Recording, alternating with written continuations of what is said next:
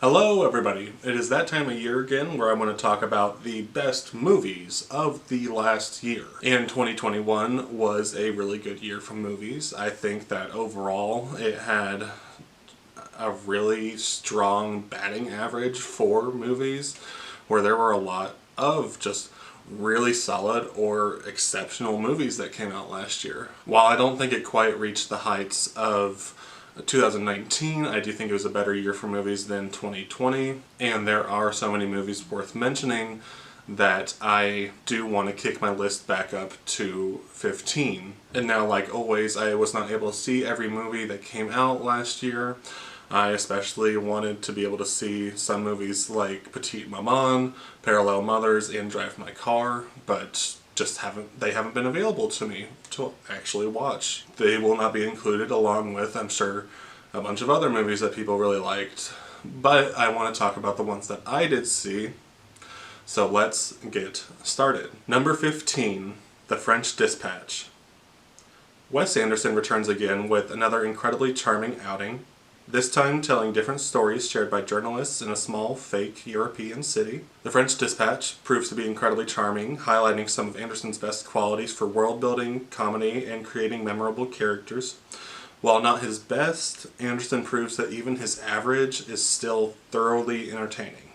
Number 14, Shang-Chi and the Legend of the Ten Rings.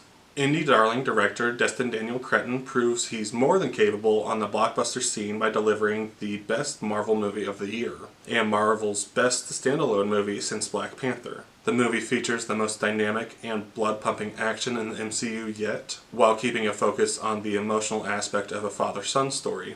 Bolstered by performances from Simu Liu and especially Tony Leung, Shang-Chi proves to be one of Marvel's strongest outings. Number 13, Shiva Baby.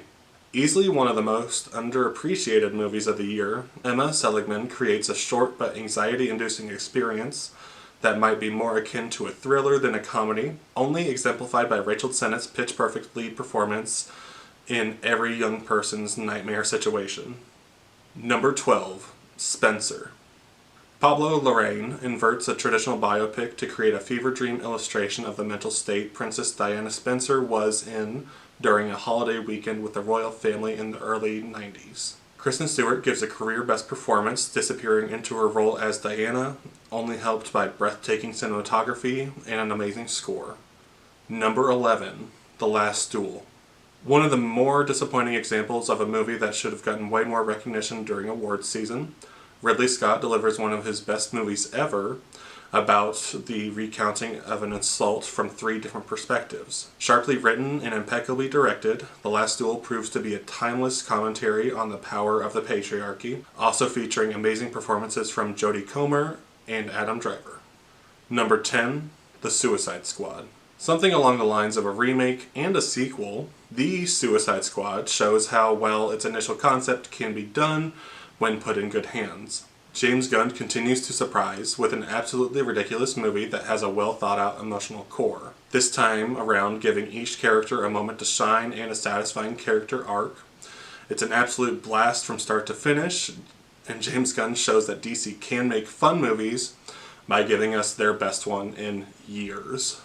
Number 9, Coda. A story about the only hearing member of a deaf family, Coda takes the traditional coming-of-age story and adds a much-needed refreshing take to it.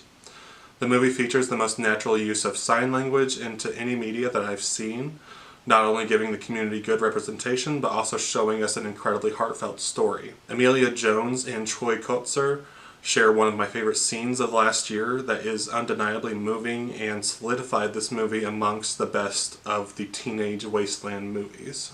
Number 8, Last Night in Soho. Visually dazzling and energetic in every way, Edgar Wright's newest movie proves he's capable of leaning into any genre he wants. When an aspiring fashion designer played by Thomasin McKenzie moves into a new apartment, she discovers that when she goes to sleep, she is transported back to 1960s London. Only to witness the brutal murder of a young woman, Eloise must race against time to uncover the mystery of the murder. Wright mixes elements of horror, thriller, fantasy, comedy, and social commentary together to make for something that feels nothing short of movie magic. Number 7, Mass. Two couples come together to have a discussion about something tragic that has happened between the four of them. Taking place in one setting, Fran Kranz illustrates a sprawling story told through dialogue that is masterfully delivered through the performances of Jason Isaacs, Martha Plimpton, Ann Dowd, and Reed Birney. Mass is one of the most overlooked movies of the year when it comes to exemplary storytelling through acting and dialogue focusing on a taboo subject matter. At times totally devastating and somehow optimistic, Mass is one of the most believable and moving movies of the year. Number 6, West Side Story. One of the biggest surprises of the year for me, Steven Spielberg shows that he's still got a lot of talent up his sleeves by not only capturing the same feeling of the original, but surpassing it in almost every way. Visually striking and endlessly entertaining, it's almost hard to believe that this is Spielberg's first musical. Rachel Zegler, Mike Faist, and Ariana DeBose are stars in the making in a movie that is nearly pitch perfectly made, only to be held back by a glaringly bad performance from Ansel Elgort. Number 5, Titane. A film that seems to have a love-hate relationship with everyone, Julia Ducournau follows up Raw with what is the most unpredictable, batshit crazy movie of the year. One that you can't explain the plot to someone without them thinking you're crazy. Agathe Roussel and Vincent Lindon lead this movie with insane chemistry in a story that is all at once disturbing, disgusting, scary, hilarious, and somehow heartwarming that Ducournau masterfully balances. This movie won't be for everyone, but if you're up for it, you'll be in for one hell of a ride. Number 4, Pig. Admittedly, this is probably a movie that I would have skipped if I had only known the concept on paper. Nicolas Cage confronts his mysterious past to save his prized truffle pig. However, Michael Sarnowski doesn't give in to the expected tropes that this movie seems to be based on. Instead, it is a deconstructed version of John Wick. Focusing on grief and how to process the trauma of loss. It surprised me when I initially saw it and has stuck with me ever since. Nicolas Cage gives one of his best performances ever in this criminally underseen gem. Now these next two movies I had a lot of trouble determining where to rank them next to each other because I feel very strongly about both of them for very different reasons, and I did ultimately decide that number 3 was going to be behind number 2 because it ultimately feels like the more incomplete story out of the both of them. Number 3, Dune.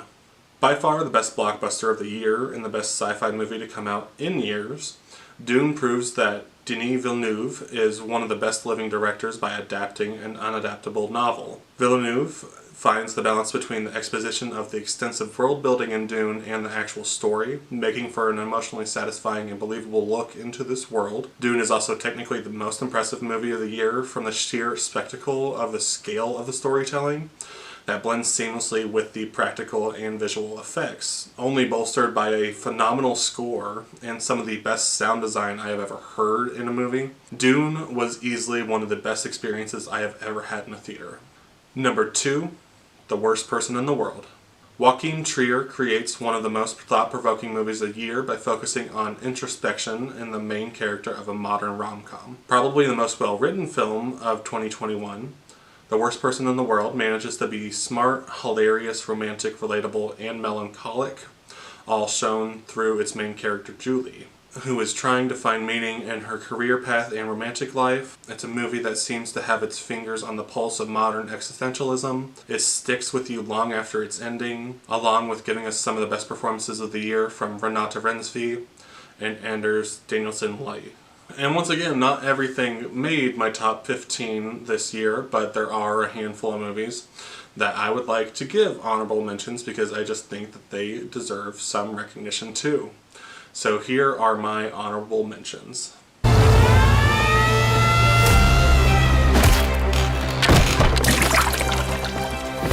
What is the next target? Revolution is a dangerous game. We need to set an example. Skal du have en kugle imellem øjnene, eller hvad? Skud med. Til en 60 mod krigsmand.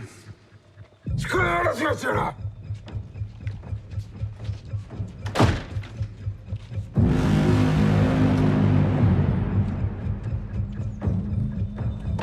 Så fik vi da det afklaret. Are you a true medium? Yes, I am. Mr. Carla, Doctor, how about that? please lay down. Can you read minds? Yes, I can. Under the right circumstances.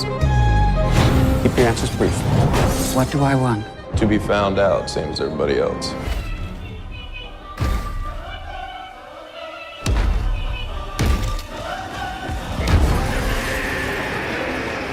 Why would someone build that?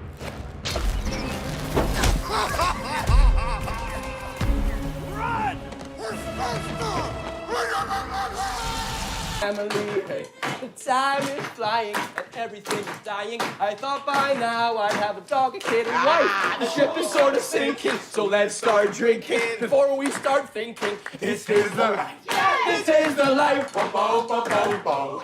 This is the life. Bo, bo, bo, bo, bo. This is the life. And number 1, Licorice Pizza. Paul Thomas Anderson somehow tops himself once again with the story about the pseudo-romantic relationship between a teenager and a young adult in 1970s LA. Featuring astounding debut performances from Cooper Hoffman and Alana Haim, Licorice Pizza tackles its uncomfortable subject matter with ease and consideration, making the ever-changing, complicated friendship between Gary and Alana incredibly compelling. It's a movie that sees PTA hone his directing ability to create some of my favorite sequences and characters from the last year, and possibly ever. I do think this movie is easily the best directed movie of the year, mixing its storytelling, visuals, and characters perfectly with the feeling of the era. There's something so undeniably likable and charming about Licorice Pizza, making it my favorite movie of 2021. Now, what did you guys think of my list? Do you agree with it? Do you disagree with it? This has actually been a really interesting year for movies. It seems like for critics and general audiences, this has been one of the most diverse years for movies. So I am really interested to see what a lot of people's top 10s are, especially because I haven't seen a lot of people have the same general idea for what their favorites of the year were. But let me know what your favorite movies of the year were. You saw mine, what'd you think of them? Let me know, and I'll be back with another video.